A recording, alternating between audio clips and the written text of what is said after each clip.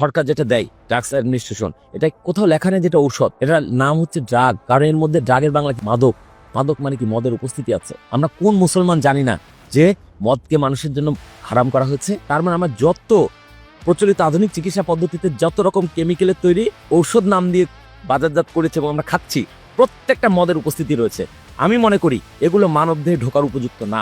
উনি যেহেতু মেডিকেল ব্যাকগ্রাউন্ডের কেউ না কিংবা চিকিৎসা শাস্ত্র সম্পর্কে তার জ্ঞান কম, সেই জন্য তার কিছু ভুল হতে পারে, সেটা স্বাভাবিক। কিন্তু ইংরেজি সম্পর্কে কিভাবে তার এরকম অজ্ঞতা থাকতে পারে? উনি নাকি কর্পোরেট লেভেলে চাকরি করে এসেছেন, তাহলে কিভাবে তার ইংরেজি সম্পর্কে এরকম জ্ঞানের অভাব হয়? আমরা জানি ইংরেজি শব্দ এক এক জায়গায় এক এক অর্থে ব্যবহৃত হয়। আমরা জানি ড্রাগ মানে মেডিসিন, আবার ওই ড্রাগ মানে মাদকদ্রব্য। ঠিক একইভাবে আমরা যদি বলতে চাই ওয়াচ মানে দেখা, ওয়াচ মানে ঘড়ি, সেল মানে আমাদের শরীরের কোষ, সেল মানে রুম বা কক্ষ কিংবা জেল, তাহলে আমরা কি বলবো? আসলে উনি মানুষকে ভুল পথে পরিচালিত করার চেষ্টা করছেন।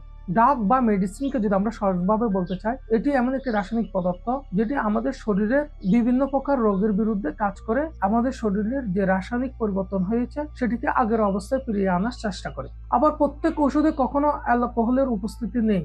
অল্প কিছু ওষুধ, বিশেষ করে কাফ এক্সপেক্টরেন্ট কিংবা সেডেটিভ জাতীয় যে সমস্ত ওষুধ আছে সেগুলোতে অল্প মাত্রায় অ্যালকোহল আছে, এবং সেটিও ওষুধ প্রশাসন, বিশ্ব স্বাস্থ্য সংস্থা, FDA ইত্যাদির অনুমোদন সাপেক্ষে করা হয়, যেটির টক্সিসিটির মাত্রা এমন না যে যেটি মানুষের অ্যালকোহলের মতো সমান টক্সিসিটি তৈরি করবে। বর্তমানে অ্যালকোহল ফ্রি অনেক ওষুধ তৈরি হয়েছে। অধিকাংশ ট্যাবলেট ওষুধ সম্পূর্ণরূপে অ্যালকোহল মুক্ত, যেগুলোতে অ্যালকোহলের কোনো বিন্দু মাত্র উপস্থিতি নেই। উনি কিভাবে বলতে পারলেন সব ওষুধের ভিতরেই অ্যালকোহল আছে? যেটি সম্পূর্ণ ভুল এবং মিথ্যা প্রচারণা। এখানে একটি সহিহ হাদিস